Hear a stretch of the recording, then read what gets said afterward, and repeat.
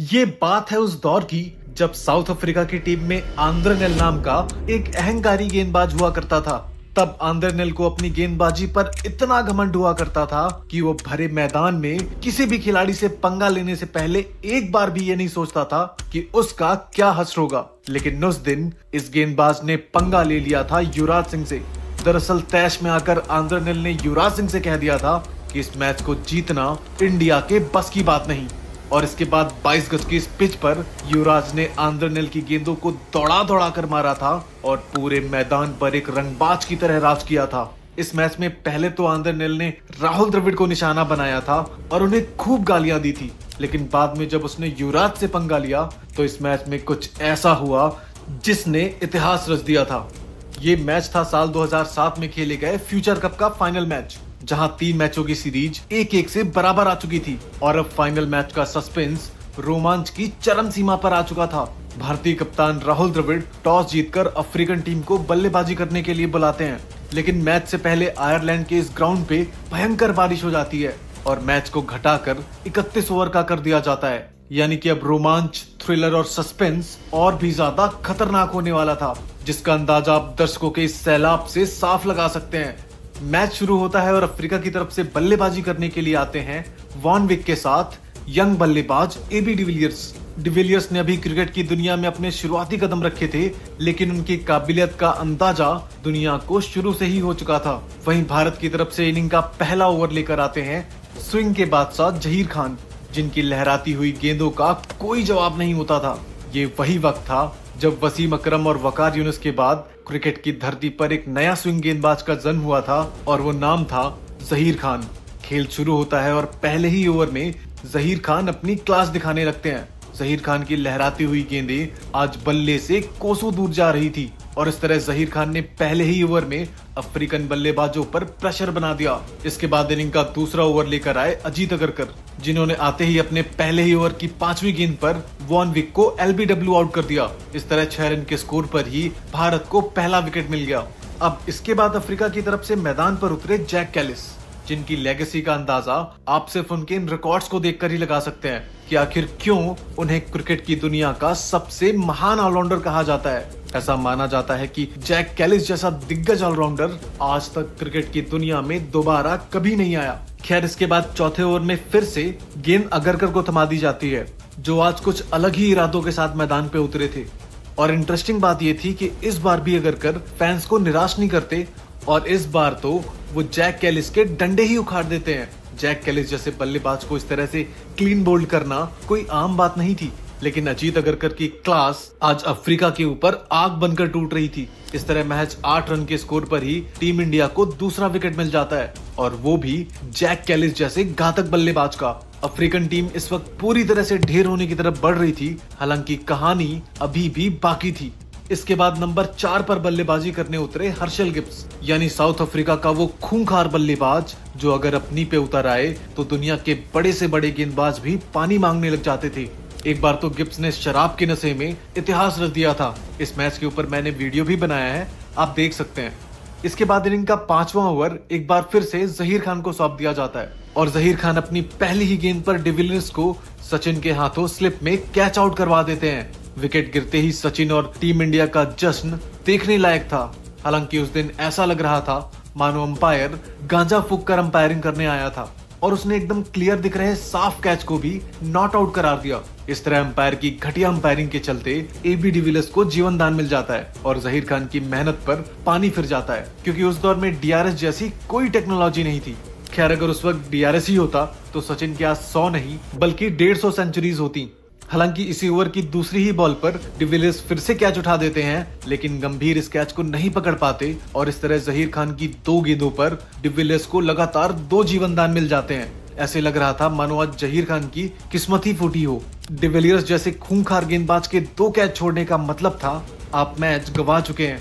इसके बाद AB de Villiers कुछ ताबड़तोड़ शॉट खेलते हैं और अफ्रीका की ढेर हुई पारी को संभालते हैं। हालांकि टीम इंडिया की कसी हुई गेंदबाजी के चलते साउथ अफ्रीका 10 ओवर में सिर्फ और सिर्फ 24 रन ही बना पाता है। वैसे ये मैच सिर्फ 31 ओवर का ही था, लेकिन अजीत अगरकर और जहीर खान की घातक गेंदबाजी के चलते साउथ अफ्रीका 10 ओवर में 24 रन तक ही पहुंच पाता है। यानी जहां साउथ अफ्रीका के फैंस इस मैच में T20 के अंदाज को देखने की उम्मीद लगाए बैठे थे, वहां उन्हें टेस्ट मैच देखने को मिल रहा था। लेकिन शायद साउथ अफ्रीका की ये तूफान से पहले वाली खामोशी थी। इस तरह ये दोनों ही बल्लेबाज मैदान पर अब सेट हो चुके थे। लेकिन तभी सौरव गांगुली खुद गेंदबाजी करने के लिए आते हैं। AB डिविलियर्स जो कि अब सेट नजर आ रहे थे, गांगुली की दूसरी ही लहराती हुई गेंद डिविलियर्स को आउट कर देती है। सौरव गांगुली ने उन्हें आउट करके बता दिया कि आखिर क्यों उन्हें क्रिकेट की दुनिया का दादा कहा जाता है, क्योंकि गांगुली न सिर्फ बल्ले और खतरनाक कप्तानी से बल्कि गेंद से भी सामने वाली टीम को बैकफुट पर ला देते थे। और तो और साउथ अफ्रीका को सदमा तो तब लगा जब अगली ही बॉल पर दादा ने JP ड्यूमिनी को भी LBW कर डाला। इस तरह दादा ने 2 गेंदों पर अफ्रीका के बैक टू बैक 2 इनफॉर्म बल्लेबाजों को आउट कर दिया और सबको बता दिया कि दादा बल्लेबाजी के साथ साथ गेंदबाजी में भी महारत रखते हैं। साउथ अफ्रीका महज 28 रनों पर ही अपने चारों टॉप ऑर्डर बैट्समैन गंवा चुकी थी।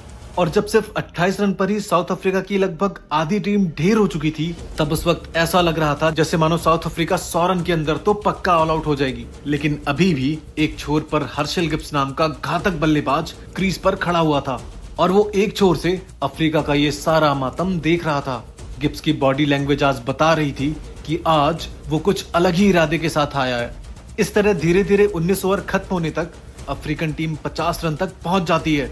यहाँ से ऐसा लग रहा था कि अगर अफ्रीका इसी धीमी रफ्तार से आगे रन बनाती है तो ये मैच इंडिया एक तरफा जीत जाएगी।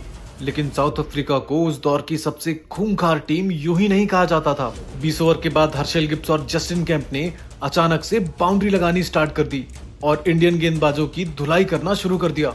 जहां एक समय साउथ अफ्रीका मुश्किल से 3 के रन रेट से भी रन नहीं बना पा रही थी, वहीं 20 ओवर के बाद ये रन रेट अचानक से 10 के आसपास पहुंच गया। अफ्रीका ने 25 ओवर में 102 रन बोर्ड पर टांग दिए। जहां 5 ओवर पहले ये स्कोर 50 रन के आसपास था, वहीं सिर्फ 5 ओवर के बाद ये स्कोर 100 रन को पार कर जाता है। अब आप इन दोनों की हैवानियत का अंदाजा इसी बात से लगा सकते हैं कि इसके बाद भी ये दोनों रुकने का नाम नहीं लेते और अपनी पागलपन भरी पारी जारी रखते हैं। लेकिन तभी 28वें ओवर में एक बार फिर से बॉलिंग अटैक में जहीर खान की वापसी होती है और आते ही जहीर खान एक खतरनाक यॉर्कर से हर्षल गिब्स के डंडे उखाड़ देते हैं। हालांकि अब तक गिब्स धुआंधार 56 रन खाते में जोड़ चुके थे। गिब्स के जाने के बाद जस्टिन केम्प पारी को आगे बढ़ाने का काम जारी रखते हैं और इस इम्पोर्टेंट मैच में शानदार 50 लगा देते हैं।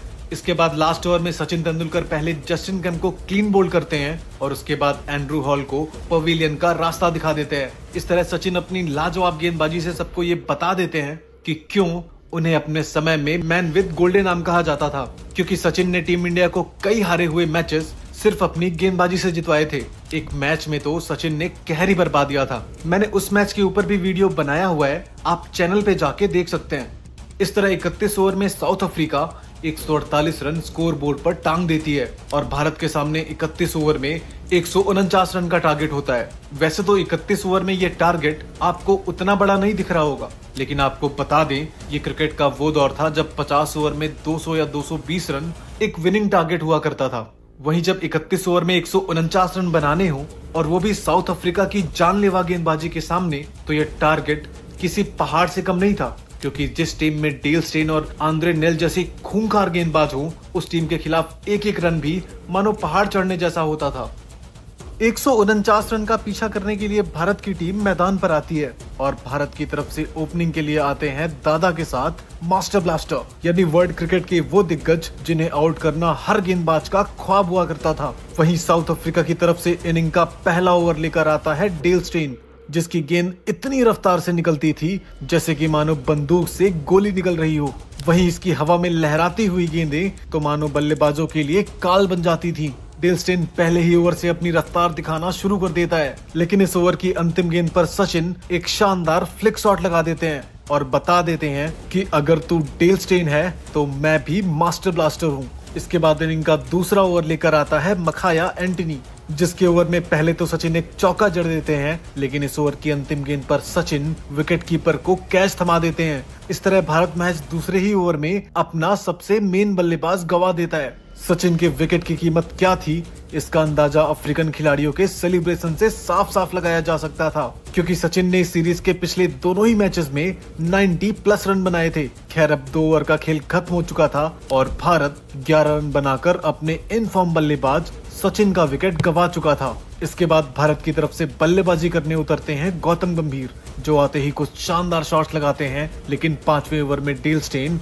गौतम गंभीर को भी बोल्ड कर देता है और इस तरह गंभीर महज 5 रन बनाकर डेल स्टेन का शिकार हो जाते हैं। आज डेल स्टेन स्टेन गन की तरह भारत पर कहर बनकर टूट रहे थे।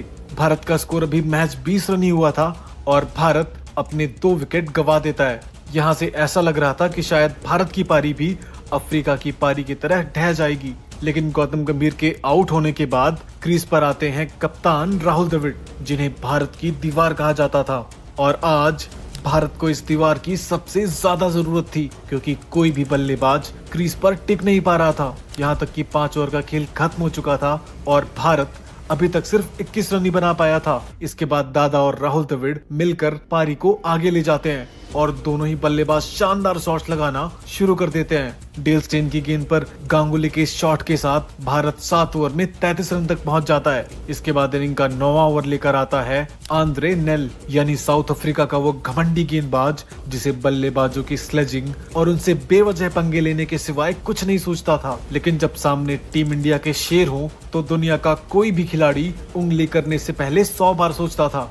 लेकिन शायद ये बात आंद्रे नेल को नहीं पता थी। आंद्रे नेल के ओवर की तीसरी ही बॉल पर गांगुली एक हवाई शॉट लगा देते हैं, जो 1 बाउंस होकर बाउंड्री के पार निकल जाती है। दादा का ये चौका और उनका ये बेखौफ अंदाज देखकर आंद्रे नेल बौखला उठता है और ये शॉट सीधे उसके ईगो पर जा लगता है, जिसे आप आंद्रे नेल की अगली ही बॉल पर देख सकते हैं कि कैसे वो दादा को बॉल डालने के बाद तीखी नजरों से घूर रहा है और दादा के साथ स्लेजिंग कर रहा है। इस तरह इस मैच में गर्मा गर्मी का माहौल तेजी से बनता जा रहा था। लेकिन असली तांडव तो तब शुरू हुआ जब 9वें ओवर की 5वीं बॉल पर आंद्रे नेल दादा को आउट कर देता है। इसके बाद आंद्रे नेल का ये एग्रेसिव सेलिब्रेशन और वो भी दादा के पास आकर एक पागल कुत्ते की तरह चिल्लाना, इस वक्त आंद्रे नेल का ये गुस्से भरा सेलिब्रेशन देखकर ऐसा लग रहा था जैसे मानो साउथ अफ्रीका ने ये मैच पूरी तरह से जीत लिया हो। वहीं दूसरी तरफ आंद्रे नेल का घमंड तो अब 7वें आसमान को छू रहा था। अभी टीम इंडिया मैच 38 रन तक ही पहुंच पाई थी और उसके तीनों टॉप ऑर्डर बैट्समैन पवेलियन जा चुके थे। यही वजह थी कि साउथ अफ्रीका की पूरी टीम अब ये मान चुकी थी कि जीत अब उनसे ज्यादा दूर नहीं है, क्योंकि उस समय टीम इंडिया के पास कोई भी एक्सपीरियंस फिनिशर नहीं था। सब के सब अभी टीम में नए नए आए थे, जिनमें दिनेश कार्तिक, युवराज सिंह और महेंद्र सिंह धोनी जैसे नए नवेले खिलाड़ी भी शामिल थे, जिनकी ताकत का अंदाजा साउथ अफ्रीका के किसी भी प्लेयर को नहीं था। और यही वजह थी कि भारत के 3 विकेट जल्दी गिरते ही अफ्रीकन्स ने जश्न मनाना शुरू कर दिया था। खैर, दादा के विकेट के बाद क्रीज पर उतरता है भारत का बब्बर शेर यानी कि युवराज सिंह, जो डग आउट से ही दादा की तौहीन और घमंडी आंद्रे नेल का नंगा नाच देख रहा था। युवराज सिंह की बॉडी लैंग्वेज देखकर ऐसा लग रहा था जैसे वो मैदान पर सिर्फ आंद्रे नेल का घमंड उतारने के लिए आए हों। खैर, इसके बाद द्रविड़ और युवराज अफ्रीका के घातक अटैक को डिफेंस करना शुरू कर देते हैं और विकेट बचाने के काम में लग जाते हैं, क्योंकि यहाँ सबसे बड़ा काम तो विकेट रोकने का था। रन बनाना तो बहुत दूर की बात थी और इस तरह शुरुआती 10 ओवर में भारत सिर्फ 38 रन जोड़ पाता है। गांगुली का विकेट गिरने के बाद भारत का स्कोर मानो पूरी तरह से रुक जाता है। साउथ अफ्रीका की कसी हुई घातक गेंदबाजी के सामने डिफेंस करना तक मुश्किल लग रहा था। 12वें ओवर तक भारत का स्कोर 43 रन तक ही पहुंच पाता है और एक छोर से विकेट गिरते जा रहे थे। वहीं आंद्रे नेल तो विकेट लेने के बाद मानो स्लेजिंग के लिए पूरी तरह से चार्ज हो चुका था। वो हर एक गेंद के बाद युवराज सिंह को बच्चा समझकर धमका रहा था और युवराज की खुली बेइज्जती कर रहा था। ऐसे लग रहा था जैसे आंद्रे नेल हर गेंद के बाद युवराज सिंह के पास जाकर उसे ये समझा रहा हो कि बेटा, ये मैच जितवाना तुम्हारे बस की बात नहीं है, जाओ और कहीं और जाके खेलो। इस तरह आंद्रे नेल की ये घटिया हरकतें युवराज सिंह के खून को उबालने का काम कर रही थी। आंद्रे नेल को क्या पता था कि वो जिसे अपना बेटा समझ रहा है, असल में वो उसका बाप है, जिसका खून अब पूरी तरह से गर्म हो चुका था। वैसे भारत को अब 18 ओवर में 106 रनों की जरूरत थी, जो कि अब बेहद ही मुश्किल दिख रहा था। लेकिन जिस टीम में युवराज सिंह और धोनी जैसे फिनिशर हों, उनके सामने दुनिया का बड़ा सा बड़ा टारगेट भी बौना नजर आता था। हालांकि क्रीज पर अभी भी युवराज सिंह के साथ राहुल द्रविड़ नाम का पहाड़ टिका हुआ था, जिसे गिराना अच्छों के बस की बात नहीं थी। शुरुआत में ये दोनों ही बल्लेबाज स्लो खेलते हैं, लेकिन जैसे ही ये दोनों सेट होते हैं उसके बाद से ये अपने हाथ खोलना शुरू कर देते हैं। राहुल द्रविड़ के शॉट जहां उनकी क्लास को 4 चांद लगा रहे थे, तो वहीं युवराज सिंह की स्टाइलिश बल्लेबाजी और उनके शॉट्स अफ्रीका को मैच में पीछे कर रहे थे। इस तरह ये दोनों ही क्लासिकल बल्लेबाज अब पूरी तरह से सेट हो चुके थे। जहां थोड़ी देर पहले अफ्रीकन गेंदबाज जीत का जश्न मना रहे थे, वहीं अब गेंदबाज माथे से पसीना पोंछ रहे थे और जिस युवराज सिंह को अब तक वो बच्चा समझकर स्लेज कर रहे थे, अब वही बच्चा उनकी हार की वजह बन रहा था। इस तरह दोनों की लाजवाब पार्टनरशिप की बदौलत भारत 20 ओवर में 75 रन तक पहुंच जाता है। साथ ही ये दोनों बल्लेबाज अब फॉर्म में दिख रहे थे, जिस वजह से जीत की उम्मीद अभी भी बंधी हुई थी। 21वें ओवर तक युवराज सिंह और राहुल द्रविड़ के बीच 52 रनों की शानदार साझेदारी हो चुकी थी। हालांकि अभी भी भारत को आखिरी के 9 ओवर में 59 रन चाहिए थे। इसी बीच द्रविड़ जैक कैलिस को ये शानदार चौका लगाकर स्कोर को 100 रन तक पहुंचा देते हैं। द्रविड़ का ये लाजवाब शॉट साउथ अफ्रीका के घमंड पर एक करारा तमाचा था और इसके बाद भी द्रविड़ रुकने का नाम नहीं लेते और टीम इंडिया को जीत के और करीब ले जाते हैं। भारत को अब 40 गेंदों में सिर्फ 41 रन चाहिए होते हैं। सब कुछ अच्छा ही चल रहा था कि तभी एक ऐसी घटना घटती है जो इंडियन फैंस के लिए किसी सदमे से कम नहीं थी। दरअसल राहुल द्रविड़ एक रन दौड़ते वक्त कीपर के हाथों बेहद ही दुखद तरीके से रन आउट हो जाते हैं। ये विकेट भारत उस वक्त गंवाता है जब टीम को द्रविड़ की सबसे ज्यादा जरूरत थी, क्योंकि द्रविड़ के बाद अब इंडियन बैटिंग लाइनअप में कोई भी अनुभवी खिलाड़ी नहीं बचा था। अब तक राहुल द्रविड़ ही एकमात्र ऐसे पुराने खिलाड़ी थे जो पूरी जिम्मेदारी अपने कंधों पर रखकर टीम को जीत की ओर ले जा रहे थे।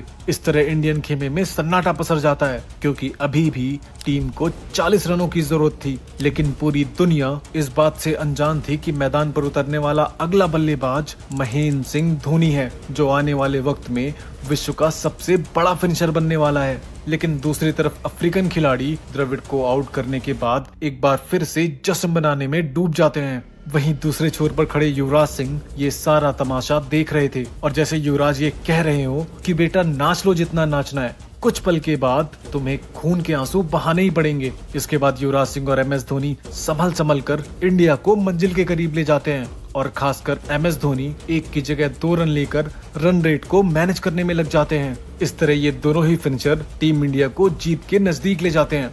वहीं युवराज सिंह का डेल स्टेन को लगाया गया ये सिक्सर तो वाकई में देखने लायक था। अब भारत को लास्ट के 3 ओवर में 21 रन चाहिए होते हैं और इसके बाद अगला ओवर लेकर आता है आंद्रे नेल, जो अभी भी अपने घमंड में लथपथ था। लेकिन MS धोनी आंद्रे नेल के ओवर में पहले एक खूबसूरत शॉट लगाते हैं और उसके बाद इस मिनी हेलीकॉप्टर से गेंद के साथ उसके घमंड को भी हवा में उड़ा देते हैं। धोनी के आंद्रे नेल को लगाए गए इन 2 चौकों के बाद उसका मुंह देखने लायक था। उसकी शक्ल देखकर ऐसा लग रहा था जैसे आज उसके घमंड की लंका को युवराज और धोनी ने पूरी तरह से जला दिया हो। इसके बाद अब भारत को 10 गेंदों में सिर्फ 10 रन ही चाहिए थे और इसी बीच युवराज सिंह अपनी यादगार 50 भी पूरी कर लेते हैं। युवराज की ये 50 उनके करियर की दबाव में खेली गई बेहतरीन पारियों में से एक थी, जहां उन्होंने असल मायने में किसी टीम के सामने अपनी महारत पहली बार दिखाई थी। 50 पूरी करने के बाद युवराज सिंह गोली की रफ्तार से बाउंड्री लगाना शुरू कर देते हैं और अब जीत भारत की जेब में आ चुकी थी। जहां एक वक्त ये मैच पूरी तरह से साउथ अफ्रीका के पाले में दिख रहा था, वहीं अब मैच भारत की तरफ मुड़ चुका था। अब आखिरी ओवर में सिर्फ 1 रन चाहिए था और इस वक्त टीम इंडिया के सारे प्लेयर एक दूसरे के कंधों पर हाथ डालकर जश्न की तैयारी कर रहे थे। इन सब के चेहरे पर खुशी और एक्साइटमेंट साफ झलक रही थी। इसके बाद आखिर में युवराज सिंह आंद्रे नेल को ये ऐतिहासिक चौका जड़कर फ्यूचर कप को अपने नाम कर लेते हैं। जो आंद्रे नेल कुछ देर पहले युवराज सिंह को बच्चा समझकर उन्हें धमका रहा था, युवराज सिंह ने उसी की गेंद पर करारा चौका जड़कर जीत को भारत के नाम कर लिया और बता दिया कि युवराज सिंह बेटा नहीं बल्कि आंद्रे नेल का बाप है। इस तरह का बदला युवराज सिंह के अलावा विश्व क्रिकेट में कोई नहीं ले सकता था। इस जीत के बाद ग्राउंड में मौजूद हर एक फैन जीत के जश्न में मैदान पर कूदने लग जाते हैं और बीच ग्राउंड पर भारत की जीत को सेलिब्रेट करते हैं। ये वही दौर था जब जीत के बाद दर्शक और खिलाड़ी एक साथ मिलकर जीत का जश्न मनाया करते थे। उस समय क्रिकेट सिर्फ एक खेल नहीं बल्कि करोड़ों इंडियंस का इमोशन और उनका धर्म हुआ करता था। इस तरह युवराज सिंह और MS धोनी ने मिलकर भारत को एक शानदार जीत दिलाई और फ्यूचर कप की इस ऐतिहासिक सीरीज को टीम इंडिया के नाम किया। ये वही मैच था जिसके बाद युवराज सिंह और MS धोनी का डोमिनेंस एक फिनिशर के रूप में पूरे विश्व ने देखा। यहाँ तक कि इसी साल हुए 2007 के विश्व कप में युवराज सिंह ने 6 गेंदों पर शानदार 6 छक्के लगाकर वर्ल्ड रिकॉर्ड बना दिया था। वहीं MS धोनी ने पहली बार कप्तानी करते हुए 2007 के T20 वर्ल्ड कप को अपने नाम कर लिया था। वैसे दोस्तों, आपको ये मैच कैसा लगा और युवराज सिंह की इस मैच विनिंग पारी को आप 10 में से कितने नंबर देना चाहेंगे, हमें कमेंट में जरूर बताना। अगर आप भी युवराज सिंह के सच्चे फैन हैं तो वीडियो को लाइक जरूर करना। मिलते हैं अगली वीडियो में।